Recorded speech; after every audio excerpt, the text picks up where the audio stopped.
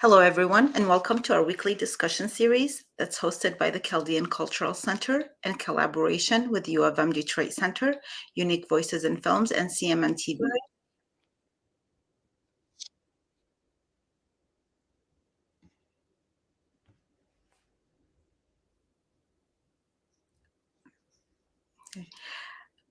Did my voice?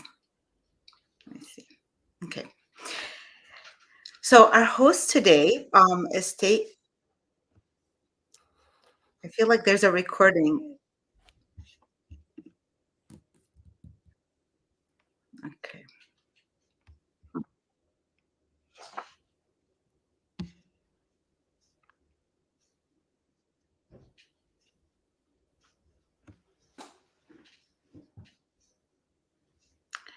Let me look at my settings for a second.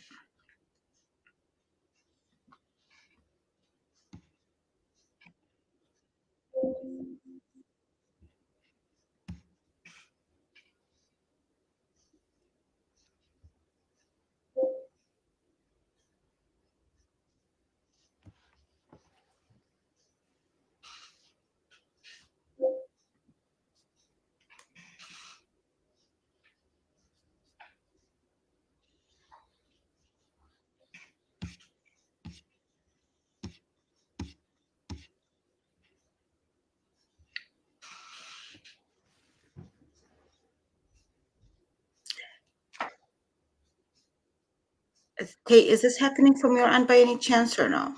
No. I heard a little break in your voice, but that's all I heard.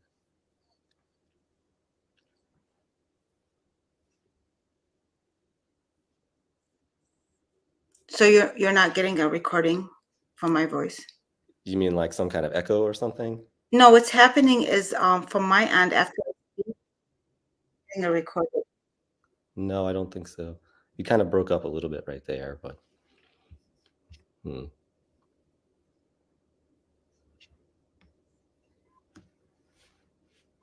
Okay, I'm gonna do this over again. It seems like it's only happening from my end, which is actually is good. Let's start this over. We'll edit the beginning part.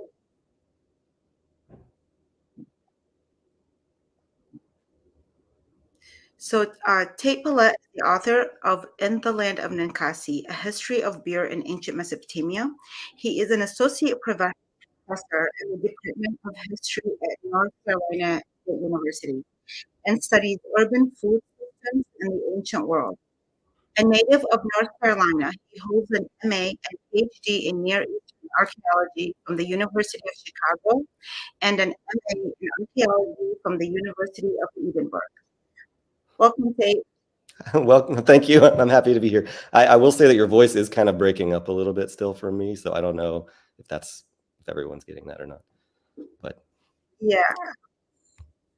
Okay, so anyways, thanks for having me. I'm happy to be here. Yeah, I'm sorry. There is some kind of a technical issue that I'm not figuring out. And I will see if I will get any feedback from our audience and see if anybody else is having it. Okay. So, Tate, you recently published a book in the Land of Ninkasi, which has it's such an interesting story. So I find her Ninkasi interesting alone, let alone the history of Mesopotamia. So we have a lot to explore. But before we start, if you can tell us, what inspired you and to focus on the history of beer in ancient Mesopotamia. If you can start that story first. Okay, sure. Yeah. So how did I get into this topic of beer? I mean, I guess it really kind of happened in a sort of accidental way. I kind of fell into it a little bit. I was when I was in grad school, I was writing a dissertation about grain storage, so about like silos and things like that. So in the period when you have like the first cities and first states in Mesopotamia, I was looking at the archaeological evidence for large scale grain storage. Like, were these states storing up lots of grain and redistributing it to their constituents? So I had been working on that for quite a while. And then at some point, a friend of mine, Mike Fisher, was also a grad student, and I were at a bar, not surprisingly, and we were drinking some beer, and we kind of came, we had recently, like, we kind of said, well, why are we not studying beer in ancient Mesopotamia? I'm already deeply embedded in grain. One of the main ways that they consumed their grain was beer. So we had sort of started looking into the topic a little bit. And then he heard kind of through the grapevine that there was a brewer from Great Lakes Brewing in Cleveland who wanted to do a collaboration with ISAC, the Institute for the Study of Ancient Cultures. It used to be called the Oriental Institute then, but that's where we were working on our PhDs. And so we heard that they wanted to do this experimental Mesopotamian brew. And even though we hadn't really spent a lot of time with the topic yet, we sort of enthusiastically volunteered. And so we were kind of thrown into this by trying to recreate their beers. So that's how I got into it. That was maybe about 2011 or so, 2012. Yeah.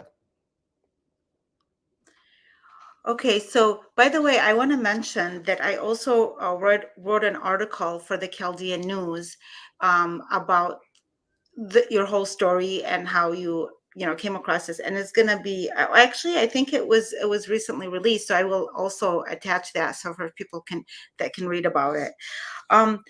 And you know beer at that time, I know from reading about it, played a significant role. And I think most people don't understand the significance that it had. It wasn't just, it was actually used for different purposes than what it is today. And if you can share with us, what was the significant role that beer had with the people of Mesopotamia? Yeah, sure. I mean, so I will say maybe one thing that I hope comes across in the book is that yes, it both played different roles than today, but also there's a good bit of overlap. So there's both kind of commonalities and then things that might seem sort of strange. Yeah, I think it was absolutely fundamental to their culture. I mean, beer was everywhere. They talk about it all the time. I mean, probably if you're reading Sumerian literature, for example, beer is all over the place, and maybe the most and Akkadian literature also. So, for example, probably the most famous place that beer shows up is in the Epic of Gilgamesh, where you have this kind of key scene early on where the wild man in Kidu is has been sent to basically confront Gilgamesh, but before he can go to the city of Uruk and do that, he basically has to be transformed from a wild man living out in the countryside into a civilized human being. And so he's sort of that involves sending this woman Shamhat out to seduce him. But then he also has to be cleaned up, given clothes. But then a really pivotal moment is he has to learn how to eat the food that people of Mesopotamia eat. Not grazing with the gazelles out in the countryside. He has to learn how to eat bread and drink beer, because those were the fundamental, that was food and drink in Mesopotamia. So you have like the Epic of Gilgamesh, this fundamentally important text that was beloved across the region. And early on in this pivotal moment for one of the key characters, you have beer playing a key role. So that's just kind of one indication of how important it was culturally. And then tell us about Ninkasi. Who was Ninkasi and what was her role in this whole process? Yeah, sure. So Ninkasi, in the title of my book, is the goddess of beer in Mesopotamia.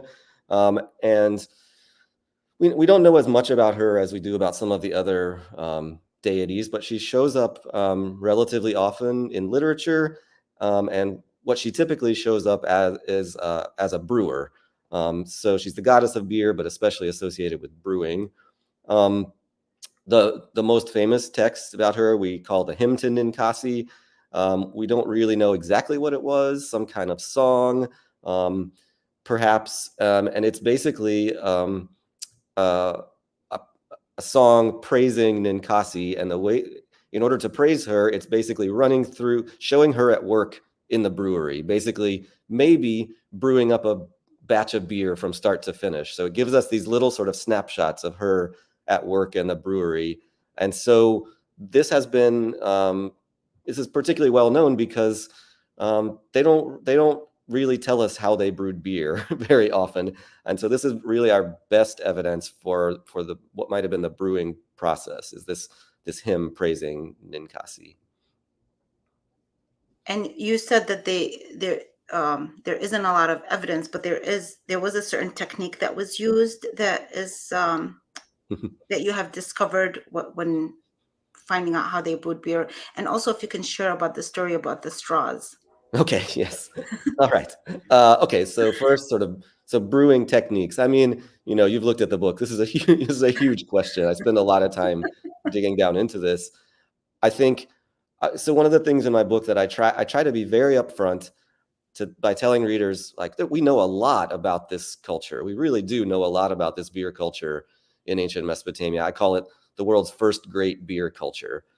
But at the same time, there's all kinds of gaps in our knowledge and big unanswered questions. And definitely the realm of brewing techniques, technologies, how they brewed their beer is a huge question, though we do have lots of evidence. So um, let's see. What was your question? Just what are the how do we know about it? It's a huge one. Well, So yeah, yeah, and I know, in a lot of senses, you say that there is this evidence, but then there's a lack of evidence. So, but the evidence that there is out there, or what yeah, you discovered, or even the ingredients, I guess, that they used, sure, yeah, and then I like the descriptions about the straws. What was yes, one of the things straws. that was Yeah, often, yeah. okay. Yes, the straws are very important because again, when we find one thing, then we kind of start realizing, oh, okay, well, it's not just the first recipe of beer, but then Mhm, there's all these how they drank the beer and why yeah, they drank it with straws was very interesting as well.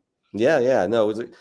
Okay, I'll start with the more about the brewing. So, Okay. so there's like points of commonality with most of our beers today. With many of them are brewed with malted barley, so that was definitely their key brewing ingredient. They also used other familiar things like emmer wheat, other kind of barley products that were processed in different ways. They also sometimes at least use date syrup in their beers. But then there are some big questions. There's that one of the other key brewing ingredients is called bapir in Sumerian, and there's been a lot of debate about what this is. Um, we don't know exactly, and have been a lot of interesting proposals. So, for example, another it might be a kind of like bread or cake or something like that, but some people don't agree. One experimental brewing project back in the early '90s, they thought it was something like biscotti, so like a twice baked bread, because we know there was an oven that was used in the production of this. And so they made a sort of biscotti like thing that they added early in the brewing process where it would contribute like fermentable sugars and flavors and things to the beer. Whereas our project, and I think this agrees with a number of other people, think we went with a different interpretation, which is that Bapir might have been more like a fermentation starter, so a dried out fermentation starter that they were using when they were ready to sort of add the yeast and bacteria to start the fermentation. So that's a big question on the ingredient side. Another one is that they didn't use hops, which we use for many of our beers today for flavoring as an aromatic. And the question of what kind of aromatics they might have used is a difficult one. Um, there is one ingredient called kasu that they do use, at least in the later parts of the history I'm telling, but there's been a huge amount of debate about what exactly what kind of plant this was. But otherwise, we don't learn much at all about what they were using to flavor the beers. Um, there's all kinds of questions about what kind of equipment they were using. Um, when they talk about brewing equipment, they especially like to talk about two vessels that were a kind of pair. There was a vessel with a hole in the base, and that's set above what they call a receiving vessel, a sort of collecting vessel. There's even one. There's big questions about what role they were playing in the brewing process because they don't really tell us that. But what they like to say is they love the sound that these vessels made speaking to one another. They even tell us in one piece of literature that they made a double double sound. So if you imagine like double double, double double, double double, like liquid dripping from one down into the other. So you have a sense of maybe a filtering function or something like that. Um, so okay, is that enough about brewing? I'll talk about straws now. Yes. Yes, well, that's good about this part. Even is good information for us. So yes, now the straws. Okay, straws. So moving from the kind of production to the consumption, and so I will say that we don't know exactly what their beers would have been like in terms of texture. Sometimes we've assumed that they were pretty thick. Um, but I think the straw evidence suggests that at least some of them probably had some solid matter still floating in them or something that you would want to filter out when you were drinking them. But I should say that they also have had lots of different kinds of beer that kind of vary by period. And so I think if you're sort of thinking, I've heard that their beer was just nasty, it must have been just like a gross kind of sludge.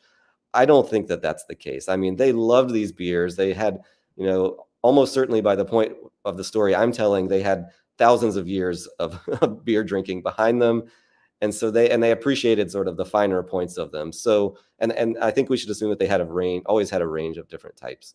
In any case, so one of the classic ways that they like to depict beer drinking in the artistic record, and they depict it a lot, is that they show people drinking often from a communal vessel through long straws. And so we have a bunch of, for example, banquet scenes from the early dynastic period where you often see multiple people next to a vessel with drinking through straws. There's also, I start out the book by narrating this. There's another classic kind of scene using a straw, which shows a man and a woman having sex. The woman is bending over, drinking through a straw from a vessel.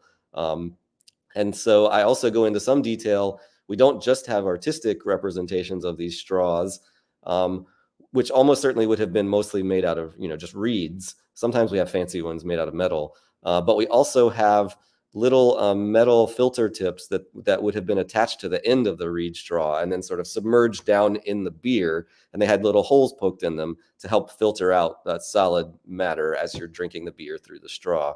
And so we have quite a few of those, and they even sometimes have remains of the reed preserved on the inside of them.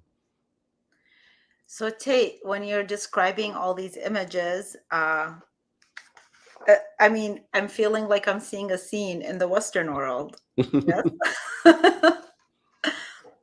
Yeah, sure. I mean, they're, they Yeah, had. really. I mean, this is, when you're describing this, I can see you're talking like thousands of years ago and how they used it, and even one with depicting, them having sex, and there's beer there, and it sounds like something you see in movies, or it's the American European life. So this is so interesting. This is, I think, what's interesting about this book also.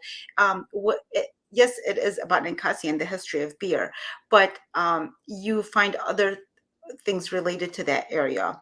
And I'm sure in your case, when you were writing about this, the initial interest was about the history of beer. But what are the interesting things that you discovered about that area in addition to? Okay, yeah. So, I should say, like, I was already studying Mesopotamia for a long time before I did this. So That's true. I was, And so I and you kind know of, what? Because of our technical issues, which by the way I resolved while okay. while you were speaking, thank goodness. But that would have been my first question is Right. what brought your interest into this area of study to begin with? Yeah, and what was I just going to say? And part of that question, I should say, when I decided to write about beer, I also I I decided early on that it was going to be a sort of public facing book, that I was going to try to write this in a more informal, lighthearted kind of tone. Um, and I wanted to kind of use it both to tell people about beer in Mesopotamia, but to kind of use beer as a way of getting people into the broader culture. And so I think you probably get a sense of that. I Yeah. tried to like bring in a lot of the most famous pieces of evidence, like excavations and things that we have. So, for example, I used beer to get us into the Royal Cemetery of Ur, this famous archaeological evidence we have. So, I think I hope that in the book, readers come away with not just an understanding of beer in Mesopotamia, but of this whole culture, which is, it's really fascinating. And I don't know if I'm answering your question or not, but you No, made no, me think of you another. actually are. And Mhm. I did detach you from what you majored in because of the fact that before the interview started, I was telling you that it was an easy read. I really enjoyed it. But that's the beauty of it. There was a lot of storytelling in it and bringing a lot of other characters uh, to show how they used beer. But then you go into other information, which it's really a wonderful way to also, yeah, you're right, bring in the education. It wasn't just like piling on the information, just That's about what I one was. specific topic. But yeah, so I'm just curious now though, and I'm sure maybe our audience is, what drew you into majoring in this area, Oh, right. and Earlier, yeah. yeah, I mean, Um, because you're born in North Carolina, correct? mhm. Yeah, you were Yeah, born in yeah. North. So what drew you there? Was it something that you studied or something you saw, or what inspired you to go in that Yeah. direction? I don't know if I remember exactly how it happened. So I certainly was interested from pretty young in, some of these ancient cultures that went. So I learned about Egypt and Mesopotamia when I was pretty young, but not in great depth, and a little bit more like in high school. But I think I really um, embraced it in college. I went to, as I think you mentioned, I went to the University of Edinburgh in Scotland for my undergrad, and I was majoring in archaeology there. But when I first started, I had decided I was going to focus on Celtic archaeology, so kind of Iron Age Europe. And I don't remember exactly how this happened, but I believe that I took a course with Trevor Watkins, who ended up being my advisor there, about ancient Mesopotamia, and it kind of reminded me of why I had been interested in that when I was younger, and um, I think that I was really attracted to studying these really earliest cities, earliest states. I loved that. And I like studying these really enormous settlements where you have this new level of complexity in terms of how people are living together. And I also love the fact that you start getting written evidence very early, so you can be combining archaeological evidence, so material remains, with the written record. So I think that's how I got into it. So as an undergrad, I wrote a thesis about early writing in Mesopotamia, and then I decided to go on and focus on it more in grad school. So what is your next work? Do you have something that you plan? Are you working on something currently that relates to that region or Yeah, the sure. area? So, I mean, my most immediate thing I'm working on at the moment is I'm editing a volume on wine in the ancient world. So, I've brought together a bunch of different scholars who focus on different regions. So it's about grape wine. So different parts of the ancient world where they were drinking grape wine, and so that's the thing that I need to deal with most immediately. And so that's been a lot of fun because I have brought in people who specialize in Mesopotamia, but also people from across from Egypt, across the Mediterranean, and so that's a lot of fun. And it's interesting because wine occupied a very different position in Mesopotamia. It was basically available from pretty early on, but it was coming in general as an import from surrounding regions, whereas beer was their sort of beverage of choice. And I remember in the article when I was interviewing you, you mentioned something that wine ended up replacing beer over time. So what happened historically to the status of beer over time? And, in comparison to what you're saying now, it seems like wine became more of like the daily drink. Yeah. So, and I'm not sure that I know that I can explain it in any very detailed way, but, and in the article, you kind of take the history a little further forward than what I was able to do. So so on the one hand, so grape wine, like I was saying, was a kind of import from pretty early on that then gradually became more and more available. So by the first millennium BC, for example, it was definitely more widely available. But the other thing that happens is, so I said that they had been adding date syrup to beer from earlier on, but we also get clear evidence that they start drinking a date wine, which is basically an alcoholic beverage made just from dates.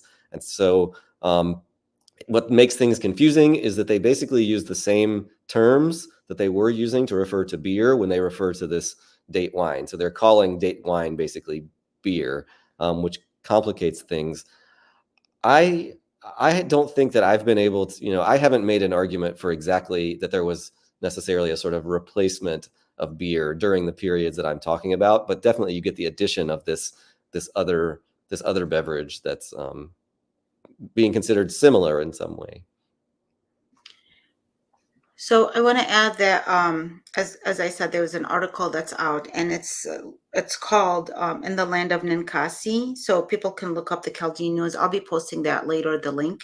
But it's called "In the Land of Ninkasi: A History of Beer in Ancient Mesopotamia." And as you said, I did add additions to specifically what happened in Iraq over the years, and why beer, kind of fell out of favor, kind of. So yeah. And so we have a couple of minutes left, and I was, what are some last words that you wanna share with us? And by the way, some of the things that you're saying, a lot of our younger people are interested in this history more today than they were before, because a lot of our history was just kind of wrapped up in just immigrating and adjusting and assimilating and all these other things that a lot of migrant communities experience. And so the younger generation has been very wonderful in trying to learn about all this areas that you've been studying for a long time. So just any last words for our audience? Yeah, sure. So I hope they enjoy my book. One thing I was thinking about it was in another question that you asked. Well, we were sort of talking about the similarities to today, and I was thinking, well, yes. So they were both home brewing. Beer was being brewed on many different levels. Partly it was being brewed in taverns. So they had taverns, something like we have today, where you could go and purchase beer from a tavern keeper. And one episode that I really enjoy in the book that I think is a good kind of example of these, you brought this up earlier. I really tried to do a lot of, in order to get us into the evidence and some of the challenges of interpretation, I try to use little semi-fictional kind of vignettes or stories where we sort of take you back into the past and put us in a particular place and time. And one of those is I take us on this. We're basically in the streets following these two guys who are doing something weird. They keep stooping down and picking up dirt and putting it in a little sack from different doorways. And then they're wandering through the city doing that over and over. And we follow them down to the river where they get some river water and they mix it up with all this dirt. Then we follow them and we end up at a tavern where they smear some of this mud basically across the doorway. They go up to the roof and they do some kind of ritual. And so then I use that to get into so you have both the familiar here of sort of tavern life, but then also kind of the unfamiliar, which is I got all of this. I'm narrating this out of a specific ritual called a Namburbi ritual, where they would, because, for example, omens were a big thing in the Mesopotamian world. The world was full of all these signs that you could read to get messages from the gods. But if you got negative messages, negative omens, there were special rituals that you could use to counteract them. And so we have examples of a special ritual that they were doing to counteract a negative omen about a tavern, about the success of a tavern. So that's what we were watching these two guys doing. Anyways, yeah. Well, and just to show also how it was such a normal thing, and even women, the first recorded Queen Kubaba, Sumerian queen, is, from what I read, was a tavern keeper. She was. Is that correct? You mean from the Sumerian king list? Yeah, I from think the that's right. Sumerian king list. Yeah, she was the only, and she, she was a bard. I mean, she kept, yeah, and that was just such a strong part of their life. So it's just interesting. The more, for myself, and I think others, the more they study about their history, and then they'll find all these things that, it is called the cradle of civilization for many reasons, actually, including whether it's writing or the beer or a lot of other cultural things that we still practice today. We just sometimes are not aware how similar these things were even thousands of years ago. So, but you know what? It is a fun book to read. That's an important thing. And it's available on Amazon. It's very easy to purchase. It's also available as an ebook. It's a fun read. And for anybody that's interested, not only in the subject of beer, but in the topic of Mesopotamia, of history, all these other characters historical characters also that you bring forth are very important for readers to know. So thank you so much, Tate, and thank you for your patience when we had a couple of minutes of technical difficulties, but it was worked out, thank goodness. Yeah, thanks for having me. It's been nice talking to you. Okay, thank you. And I will post the article later today so people can also read about the same topic. Thank you. Great, Thank you, thanks. everyone, for watching, and have a wonderful day. Bye-bye.